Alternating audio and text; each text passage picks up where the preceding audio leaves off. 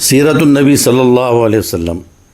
پہلی قسط کے واقعے میں ہم نے حضرت عبد المطلب نے زمزم کی کھدائی کا جو خواب آیا تھا وہ واقعہ سنا۔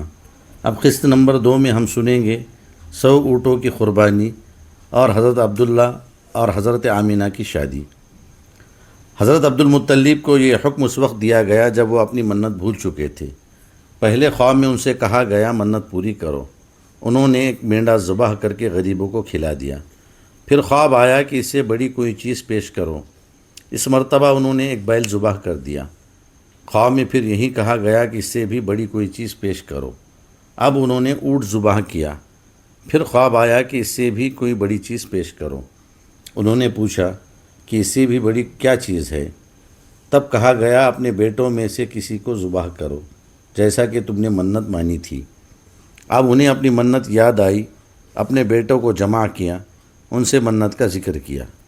سب کے سر جھک گئے۔ کون خود کو ذبح کرواتا آخر؟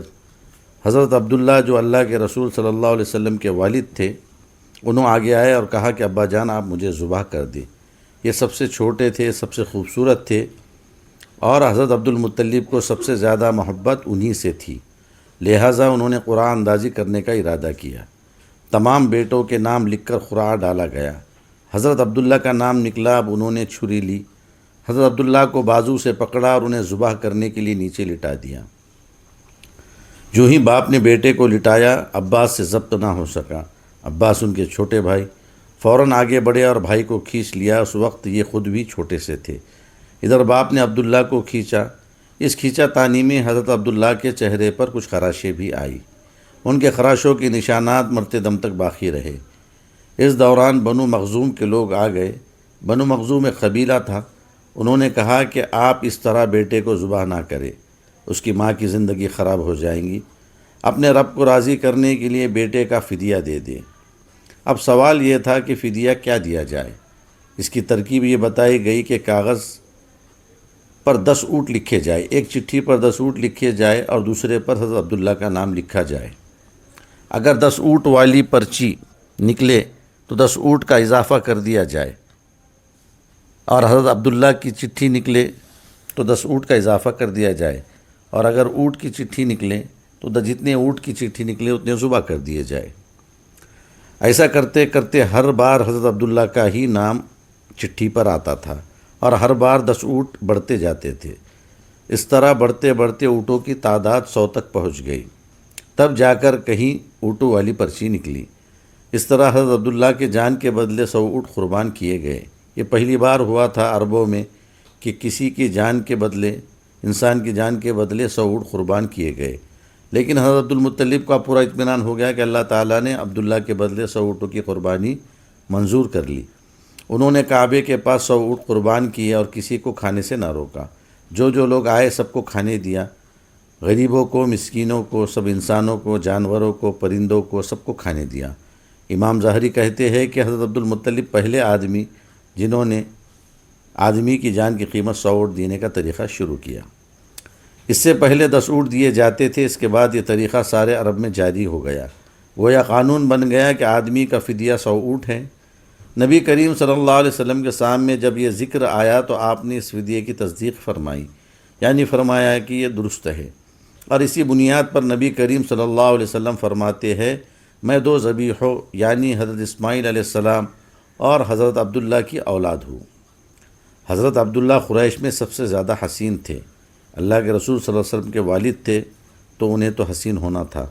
ان کا چہرہ روشن ستارہ کے مانند تھا۔ قریش کی بہت سی لڑکیاں ان سے شادی کرنا چاہتی تھیں، مگر حضرت عبداللہ کی حضرت آمینہ سے شادی ہوئی۔ حضرت آمینہ وہب بن عبد مناف بن زہرہ کی بیٹی تھی۔ شادی کے وقت حضرت عبداللہ کی عمر 18 سال تھی۔ یہ شادی کے لیے اپنے والد کے ساتھ جا رہے تھے۔ راستے میں ایک عورت کعبے کے پاس بیٹھی نظر آئی۔ یہ عورت ورقہ بن نوفل کی بہن تھی۔ ورقہ بن نوفل قریش کے ایک بڑے عالم تھے۔ ورقہ بن نوفل سے ان کی بہن نے سن رکھا تھا کہ وقت کے آخری نبی کا ظہور ہونے والا ہے، اور ان کی نشانیوں میں سے ایک نشانی یہ ہوں گی کہ ان کے والد کے چہرے میں نبوت کا نور چمکتا ہوگا۔ جو ہی اس نے عبداللہ کو دیکھا فوراً اس کے ذہن میں یہ بات آئی۔ اس نے سوچا ہو نہ ہو وہ شخص جو پیدا ہونے والے نبی کے والد ہوں گے۔ چنانچہ اس نے کہا اگر تم مجھ سے شادی کر لو تو میں بدلے میں تمہیں اتنے ہی اونٹ دوں گی جتنے تمہاری جان کے بدلے میں ذبح کیے گئے تھے۔ اس پر انہوں نے جواب دیا میں اپنے باپ کے ساتھ ہوں، ان کے مرضی کے خلاف کچھ نہیں کر سکتا، ان سے الگ ہو سکتا ہوں اور میرے والد باعزت آدمی ہیں، نہ ان سے الگ ہو سکتا ہوں، اور میرے والد باعزت آدمی ہیں، اپنی قوم کے سردار ہے۔ بہرحال ان کی شادی حضرت آمینہ سے ہو گئی۔ اب قریش کی عورتوں میں نسب اور مقام کے اعتبار سے افضل تھے۔ حضرت آمینہ حضرت عبداللہ کے گھر آ گئے۔ آپ فرماتے ہیں جب میں ماں بننے والی ہوئی تو میرے پاس ایک شخص آیا، یعنی ایک فرشتہ انسانی شکل میں آیا۔ اس وقت میں جاگنے اور سونے کے درمیان کی حالت میں تھی۔ عام طور پر اس حالت کو غنودگی کہا جاتا ہے۔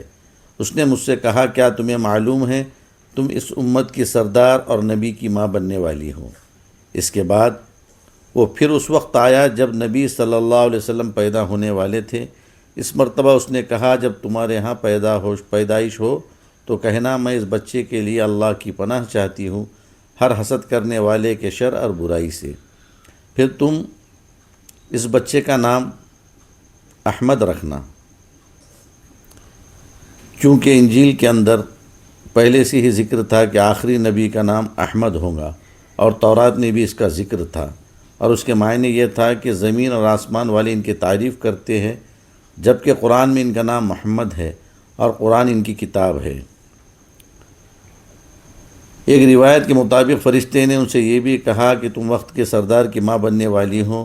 اس بچے کی نشانی یہ ہوں گی کہ اس کے ساتھ ایک نور ظاہر ہوگا جس سے ملک شام اور بصرہ کے محلات بھر جائیں گے۔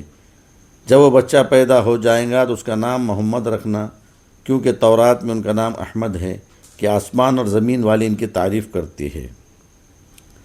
حضرت عبداللہ کے چہرے میں جو نور چمکتا تھا شادی کے بعد وہ حضرت آمینہ کے چہرے میں آ گیا تھا۔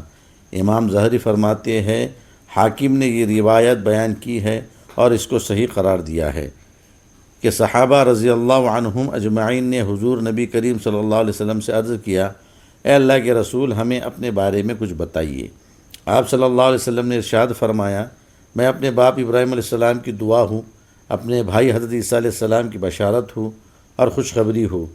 جب میں اپنے والدہ کے شکم میں آیا تو انہوں نے دیکھا گویا ان سے ایک نور ظاہر ہوا ہے جس سے ملک شام میں بصرہ کے محلات روشن ہو گئے۔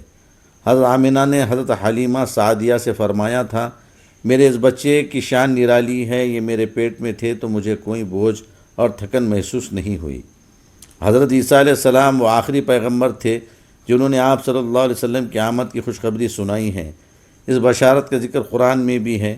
سورہ صف میں اللہ تعالیٰ فرماتے ہیں اور اسی طرح وہ وقت بھی قابل ذکر ہے جب کہ عیسیٰ ابن مریم علیہ السلام فرمایا کہ اے بنی اسرائیل میں تمہارے پاس اللہ کا بھیجا ہوا آیا ہوں کہ مجھ سے پہلے جو تورات آ چکی ہے میں اس کی تصدیق کرنے والا ہوں، اور میرے بعد جو ایک رسول آنے والے ہیں ان کا نام مبارک احمد ہوگا، میں ان کی بشارت دینے والا ہوں۔ اب چونکہ حضرت عیسیٰ علیہ السلام یہ بشارت سنا چکے تھے اس لیے ہر دور کے لوگ آپ صلی اللہ علیہ وسلم کی آمد کا بے چینی سے انتظار کر رہے تھے۔ ادھر آپ کی پیدائش سے پہلے ہی حضرت عبداللہ انتقال کر گئے۔ سابقہ کتب میں آپ کی نبوت کی علامت یہ بھی بتائی گئی ہے کہ آپ کے والد کا انتقال آپ کی ولادت سے پہلے ہو جائے گا۔ حضرت عبداللہ ایک تجارتی قافلے کے ساتھ تجارت کے لیے گئے تھے، اس دوران بیمار ہو گئے اور کمزور ہو کر واپس لوٹے۔ قافلہ مدینہ منورہ سے گزرا تو حضرت عبداللہ اپنی ننیال یعنی بنو نجار کے ہاں ٹھہرے۔ ان کے والدہ بنو نجار سے تھے، 1 ماہ تک بیمار رہے اور انتقال کر گئے، انہیں یہیں دفن کر دیا گیا۔ تجارتی قافلہ جب حضرت عبداللہ کے بغیر مکہ مکرمہ پہنچا اور عبد المطلب کو پتہ چلا کہ ان کے بیٹے عبداللہ بیمار ہو گئے ہیں اور مدینہ منورہ میں وہ اپنی ننیال میں ہیں، تو انہیں لانے کے لیے عبد المطلب نے اپنے بیٹے زبیر کو بھیجا۔ جب یہ وہاں پہنچے تو عبداللہ کا انتقال ہو چکا تھا۔ مطلب یہ کہ آپ صلی اللہ علیہ وسلم اس دنیا میں اپنے والد کے وفات کے چند ماہ بعد تشریف لائے۔ اگلی قسط کا انتظار کیجیے، انشاءاللہ اگلی قسط اور تفصیلی میں آپ کو بتائی جائیں گی۔ اللہ تعالیٰ سے دعا ہے کہ اللہ تعالیٰ ہمیں اللہ کے رسول محمد صلی اللہ علیہ وسلم کے طریقے پر چلنے والا بنائے۔ اللہ حافظ۔